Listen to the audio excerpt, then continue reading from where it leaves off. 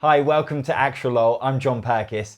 There were some incredible party games released in 2018, so in this video I'm going to talk about my favourites. If you want to find out about my favourite board games of last year, then go see the other video.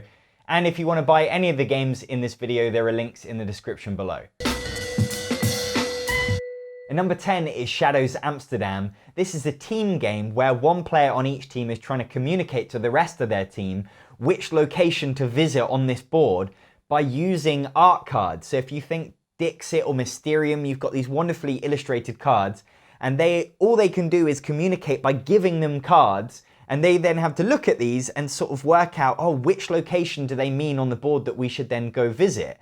You're trying to hit certain checkpoints, then get to the exit before the other team, because you're playing in real time. There's no turns. You're just having to give those clues as fast as possible, but without going too fast, because if you go too fast, you might make mistakes, and then you might lose the game that way. So I love the frenetic pace to it. I generally like these games where you're trying to communicate in this way, because it's just insane listening to your teammates trying to work out what the hell you mean with the cards that they've been given.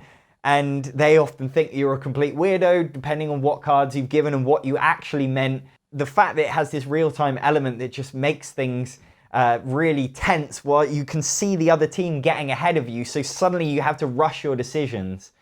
I really like that too, so that is Shadows Amsterdam.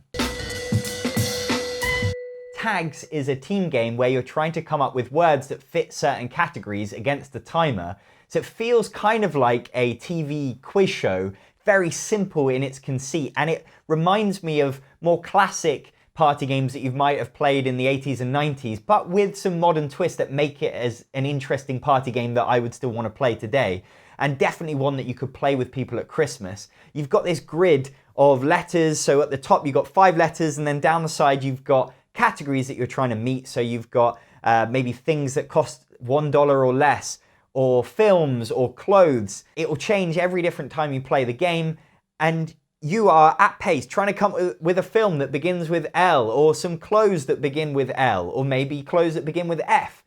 And you just have to shout them out, and when you do, you grab the marbles. The marbles are worth different values of points, so 1, 2, or 3 points. So you want to aim for the ones that are worth 3 points, of course, but maybe you can't think of something that fits that, so maybe it's just quicker to think of ones that fit the other tags. If you can finish off a tag, then you will get the tag, and that's going to be worth some points. So that's something to aim for as well. And you're really just trying to guess things as quickly as possible. It just reminds me of games like Scattergories, but I like that you're playing against a timer. It's only 15 seconds and you just go back and forth between each team. It's simple, it's immediate. You could play it with absolutely anyone. And I just had a blast with it. I wasn't necessarily expecting this one to be sort of a party game that would reach my top 10 of the year. But yeah, it's a nice one. That is Tag. Number 8 is Don't Get Got, which is a party game unlike any I've ever played. It's a game that you play over the span of a day or a week. You could play it at work or at home, at a board game convention. You're playing it whilst doing other things, and you have these secret goals that you are trying to achieve without the other players realizing. So, for example, you've got this plastic wallet that has your missions in. No one else will have seen these. I need to get a player to wolf whistle, or suggest a song and get another player to play it on their phone. You're trying to achieve that, but without them realizing, without them saying, oh, you're trying to get me. So you need to wait for a time where everyone's guard is down. You're playing the game whilst doing other things, and just do it in such a way that it's subtle, that they don't realize that it's part of the game. And it's so much fun trying to do that, trying to be coy with it. When I was playing it, I had to get someone to ring my phone because I had to pretend that I've lost it. It's so tense. It's completely like anything else. That it's kind of like a bluffing game, like a hidden traitor game, but you're in real life. You're actually trying to lie to your friends in a real world context. And that somehow has so much more kind of jeopardy to it. And if you fail, then you might not get enough missions. What everyone has is the ability to just say to someone, guess what? And if that person says what, you say, you got, and that's one mission that everyone has the opportunity to get. And you can fail at that one and try again. Whereas if you fail at getting someone to wolf whistle and they say, oh, you're trying to get me, then that means you flip your card over, you've failed, you can't achieve that one anymore. It's so much fun. I think this might be even further up my list if I'd had a chance to play it more, but I'm kind of saving it for really great opportunities. And I'm going to be taking this one on my stag do later this year because it's just the perfect thing to be playing over the span of a day or a weekend with great friends whilst you're talking and doing other things. I can't wait for it. If you like the sound of it, then absolutely you should just get it to play it once or twice. I think the experience that it gives is just unlike anything else in gaming. That is Don't Get Got. And number 7 is Dude, and this is one of the most ridiculous games to have ever existed. It's where you're saying the word dude over and over again and trying to match with other players who are also saying the word dude. You've got these cards, you flip one over, and it says dude, but it says it in a certain way. It might say dude, it might say dude, it might say dude, it might be like dude, or it might be dude. And you have to interpret a bit how you say that word, but you are saying it repeatedly until someone else around the table, who are all saying dude at the same time, says it like you. And then you think, oh, I've matched with you, sort of catch each other's eye, and then you say sweet. And if you both say sweet, you agree, you reveal that card, you see if you match, and if you did, you're going to get a point for that, and if you didn't, then, well, tough luck, you failed that one. It's just ridiculous. The best way to show you what it's like is to show you a video of us playing it. Dude. Sweet. Dude. Sweet. Dude. And that's everything you need to know. It's silly, it's fun, it makes you laugh. There is definitely a sense of you can only play it so many times in a night and you're not going to necessarily play it every weekend for the rest of your life. But when you do bring it back out, it just kind of puts you back in that moment. You've also got More Dude, which is exactly the same game, but instead of the spelling of the word dude, you've got characters, and you're trying to say dude in the way an Italian chef would say it, or the way a cowboy would say it, or a pirate. And that's just as good. And in fact, every time I play Dude, I then play More Dude afterwards, and it's just kind of like the perfect accompaniment to it.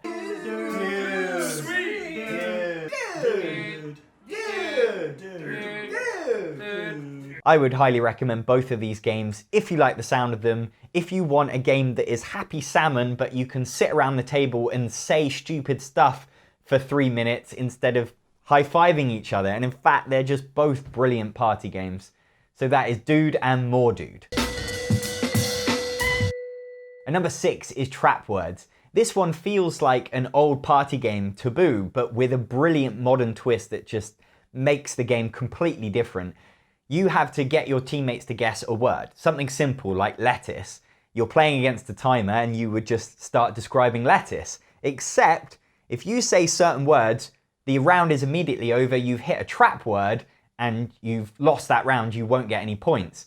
So the other team is writing trap words that you cannot say, so that if you hit them, you will lose that round. Except you don't know the words. They've got them written down in front of them, and you are having to sort of guess what you think they might have written down, and really trying to clue around the houses. And it's just brilliant. It is so difficult. You're really having to say things in such an insane way. So if I was to try and get you to guess lettuce, I might say an organism that you consume that is, I don't want to say green, it is wet and, and I've run out of time because I've been too obtuse.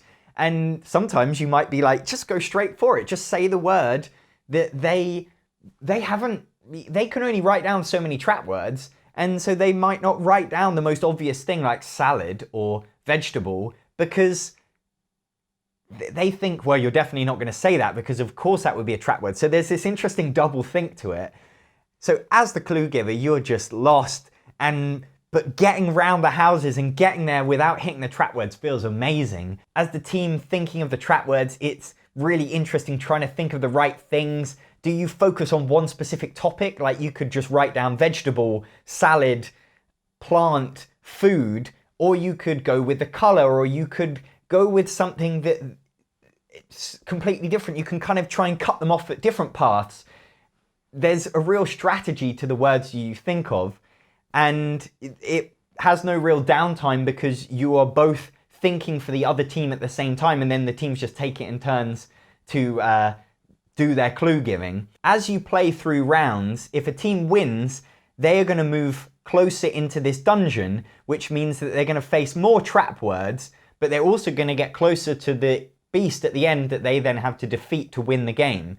It's an interesting idea that does seem to balance the game nicely. It means that if you're getting ahead, the game suddenly becomes harder for you, and it does create like a climax to the game. It does feel a bit fiddly. There's sort of these extra components and rules and this whole fantasy theme that just doesn't really appeal to me at all. So I don't hate it, but I kind of feel like it could have been a slightly simpler game, and it could have been a bit more like Codenames, which is a game from exactly the same company. I don't think that Trapwords I could get out with anyone because it just feels a little bit too complicated to explain to anyone. Whereas Codenames is like the ultimate party game that you can just play with anyone. But I absolutely love Trapwords, and I think the more I play it, the more I'm gonna love it. So that is Trapwords. And number 5 is Decrypto. This feels like a modern classic of a party game. It's a simple team game where you're trying to get your teammates to guess the right things, you're trying to communicate them. It reminds me a bit of Codenames, but it sort of takes it to the next level, and it has a beautiful look to it. On your team, you have these 4 secret words that are assigned numbers 1, 2, 3, 4, and the other team has exactly the same. Each round, one player on your team is going to be given a 3-digit code, so it could be 234 or 214, and they then have to communicate that code to the rest of their team by coming up with some words that relate to the words that they've got as a team, but doing it in such a way that it doesn't give away too much information to the other team. So if I had the words tree and beer and monkey, I might say green and lager and ape, except those would be terrible clues. Every round, the other team gets the opportunity to sort of intercept and try and guess your code as well. So you've got to get your teammates to guess it, or otherwise you're going to lose the game. So you have to communicate it enough for your teammates to get it. But if you start to give away too much to the other team, they're going to collate all the information from previous clues. They know after the round is ended that 4 was lager, and so next time they're like, oh, 4 is also hops, and they're really gonna start to realize what the word is. They don't have to guess the word, but they will have the opportunity to intercept and try and guess the code number, and if they do that twice, they will win the game. It's got an incredible balance to it in terms of how you give your clues. It's very simple in terms of thinking. It doesn't have necessarily as much downtime as Codenames, where you're trying to connect all this stuff. It can be quite quick to think of those clues, but you can also be really clever with the clues that you come up with in trying to only communicate to your team, and they were going to really understand. They know the word, so they would understand the link. Whereas what you're trying to do to the other team is maybe confuse them a bit, give them 2 clues that seem quite similar from their side, but on your side, they actually seem very different. Absolutely brilliant game that deserves all the plaudits it gets. That is Decrypto. At number 4 is Someone Has Died. This is one of the funniest games I've ever played. It's an improv game where you're at a will arbitration. One player is playing as the estate keeper, and they have to decide who out of the other players is going to deserve the will. And the other players are spending the game trying to persuade that person why they deserve the contents of the will more than the other players. You're given a relationship to the deceased. For example, here there's a card that says you were their dermatologist, and you were also given a backstory. For example, you're a shark attack victim. So there's loads of cards in the game that are going to spark imagination in you, but then it's up to you to really play on that and expand on it and argue with the other players, really pitch yourself to the estate keeper. One of the things I love about it, above games like Snake Oil and Fun Employed, is that it tells a story that you build on for the whole game. You don't just play these rounds that you either win or lose. You are just building and building this narrative that then interacts with the other players, that you can just go in wonderful directions. The game starts you off, but it's really up to you as where it leads. And it's just hilarious. If you like making your friends laugh and your friends making you laugh, then this game is absolutely the best. The cards spark something and it's up to you to kind of take it and run with it. The estate keeper has this wonderful role of sort of GM. They can hand out objection cards to players when they think that they've sort of done something good. And you play it in rounds where you sort of have, it's almost like a court case where you have your opening statement and then you have at the end your closing statement. You have the opportunity to ask questions of people, but really it becomes a bit of a free-for-all. And the first time I played this, we just instantly played it again because we had so much fun. It's not a game that I think I will get the opportunity to play a lot because some people I think would find it a little bit daunting, but when I do have the opportunity, I'm going to jump at the chance because it's one of my most fun experiences in gaming. That is Someone Has Died. And number 3 is Just One, and this is one of the simplest, most effective party games there's been in years. It's a cooperative game. It's another word guessing game. You are just trying to get one person to guess one word. Let's say the word Terminator. Everyone has a whiteboard and they will write one word clue on their whiteboard. But before they reveal it to the guesser, they reveal it to each other. And if anyone has the same clue as someone else, they get wiped off and they won't be used for this round. So you have to think around the houses a bit, try and come up with a clue that nobody else is going to give. But also as a team, there is a sense that you need a well-rounded clue, because for Terminator, if I say Schwarzenegger, yeah, it might be their first guess, but they might say actor or they might say another one of his films. So you then need somebody else to write robot or something like that. That in itself is a challenge because there's no communicating. So which line are you going to go? It's quick, it's immediate, anyone can play it, anyone can just think of those clues. There's this interesting creativity in terms of coming up with the clues, or there's the kind of being bold and just going straight for it, just writing what you think everyone else will write and just not worrying about it, because if everyone else is worrying about it, then it won't get crossed out because you won't match with someone else. It plays really quickly. It's fun to have a cooperative guessing game. I don't have lots of those. This is just kind of an instant classic party game. This should be in every sort of cafe, not just board game cafes. You could play it with any age range at Christmas. Really, it's the one that I am now sort of going to and recommending to people that Codenames was before. Those are my 2 kind of top recommended games to people these days for party games. That is Just One. And number 2 is I My Favorite Things. This is a game from Japan that I'm really hoping gets picked up by an English language publisher. It's a game about understanding your friends. It's a game about ranking your favorite things. So I will pick a category for the player to my left, and they might have to write their favorite cheeses. They then have 6 cards on which they write 1 to 5 favorite cheeses, and they also, for 0, write a cheese they don't like. So number 1 has to be their favorite cheese, and then 2 to 5 is then sort of ranked in that order, and then a cheese that they hate. I get those cards back, but I don't know what numbers they're assigned, so I don't know what they are, except I do know because I know my friend, and I know what cheeses they like, or at least I think I do. That's why I gave them that category. Then we're playing around, so they have somebody's favorite Take That songs, and the other person has somebody's favorite Steven Spielberg films.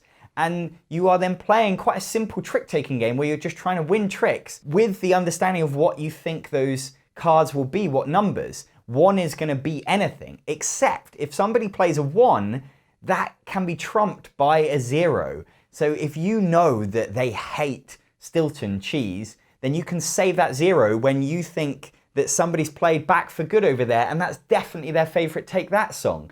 So it's not just about understanding that player to your left, it's about understanding everyone. You also have a set of cards in the game that are your set, so you know what numbers they are when they get played because you wrote them.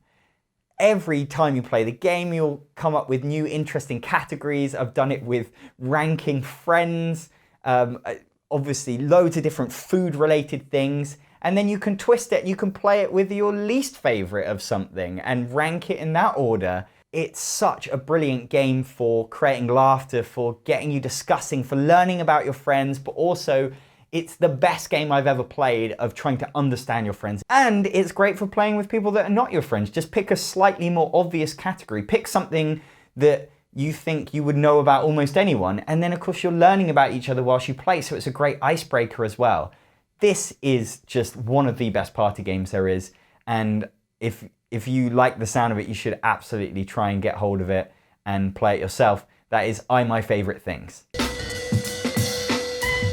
And number 1 is Detective Club, and this is a game from one of the designers of Mysterium, which is a party game that I love, where one person is trying to communicate to the other players through surreal artwork imagery. And Detective Club has the same breadth of awesome illustrated cards that you are trying to communicate with, but the great twist about this is that there's a hidden traitor. So one player is giving out notepads to each other player with a word on, except one player has a blank notepad. They are the hidden traitor. Nobody knows who it is, but they don't know what everybody else knows. And then you take it in turns, starting with the person who handed out the notepads, to play a card that matches that word. Everyone then plays a card. Of course, the hidden traitor is trying to stay hidden, so they want to play a card that fits in, that nobody will point to them and say, why did you play that card?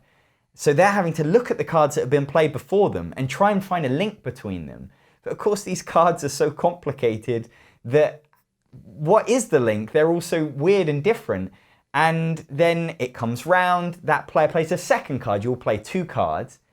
And then the great thing about this game is rather than just voting on who you think is the odd one out, the person reveals the secret word and you'll have to go around and explain why you played your cards, why it matches it. So you're actually having to fight for your cards so that you don't get voted on. And specifically, if you're the hidden traitor, you absolutely don't want to get voted on. The hidden traitor is having to think on their feet and come up with a reason as to why the cards they played somehow now match a word that they've just heard of. And I love that. It takes that bluffing to a level beyond something like the Resistance. In the Resistance, you were just like, no, I'm not a spy. In this, you have to come up with this logic. You have to rewrite why you played these cards and suddenly answer questions from the other players and explain yourself. And it's such a fun challenge. It creates loads of laughter. But what's clever about the game is because those cards are so weird and because you only have a limited hand of cards, the other players might have also played cards that don't fit the word because they were just so completely screwed by what the word was or what the cards they had were. So they are being put in a position where they are really having to try and plead with the other players not to vote for them. And so that is where some maybe more traditional bluffing comes in. And then you all vote on each other, so you'll still get points if you pick the right person. But really what you're trying to do is stop the traitor from getting loads of points by getting away with it. It's a brilliant party game, loads of fun, loads of laughter. If you didn't like Mysterium because it was maybe a bit long, found it a bit boring, a bit too alpha gamery, you know, it's just a co-op game where you can all just kind of discuss the same thing, then Detective Club fixes all of those things, but still has that great discussion about trying to interpret someone's intentions through weird artwork, and now has this great hidden traitor thing that you have got in games like Spyfall or Fake Artist Goes to New York. I would highly recommend Detective Club. It's my favorite party game of 2018. Those are my favorite party games of 2018. I've put links to where you can buy them all in the description below. If you found this video useful, if you like hearing about obscure, interesting, different games that you don't hear about on other board game YouTube channels, then please consider supporting me on Patreon, because that is the reason I'm able to keep making videos. I'm Jon Purkis. Thanks for watching.